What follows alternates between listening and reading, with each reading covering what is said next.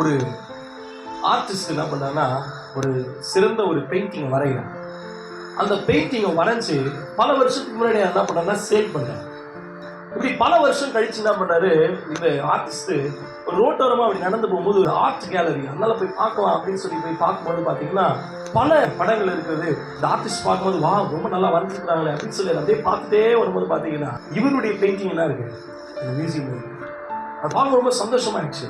At the same time ரொம்ப வருத்தமாகவும் இருந்தது. அவர் வரைஞ்ச அந்த படத்துடைய அந்த ஃப்ரேம் வந்து உடைஞ்சு போயிருக்கு, கொஞ்சம் பார்க்கறதுக்கு அழுக்கா இருந்தது, அதனால அந்த அளவுக்கு பார்க்கறதுக்கு நல்லா இல்லை. இவருக்கு உள்ளத்துல ஒரு ஆசை, எப்படியாவது அதை நம்ம என்ன பண்ணணும், சரி பண்ணணும் அப்படின்னு. சரி பண்ண முடியாது, ஏன்னா அது பார்வைக்கு வைக்கப்பட்டது. இப்ப அதை சரி பண்ணணும் அப்படின்னா அவர் அதுக்கு காசு கொடுத்து அதை வாங்கி அது திரும்ப அவருக்கு சொந்தமான பிறகுதான் என்ன பண்ண முடியும், அவர் அதை சேஞ்ச் பண்ண முடியும்.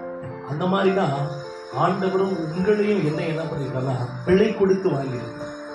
நம்ம பாவத்துல விழுந்துட்டோம், பாவத்துல விழுந்த நம்ம கொஞ்சம் உடைஞ்சு போயிட்டோம், கொஞ்சம் சிதைந்து போயிட்டோம், நம்ம சரியில்லை, இப்ப திரும்பவும் நம்மளை சரி பண்ணோம் அப்படின்னா ஆண்டவர் நம்மை விலை கொடுத்து வாங்க வேண்டியதா இருக்குது. எதை விலை கொடுத்து வாங்கினா தன்னுடைய ஜீவனையே ரத்தத்தை சிந்தி நம்ம விலை கொடுத்து வாங்கி இப்ப நம்முடைய வாழ்க்கையை சரி செய்திருக்கிறார்.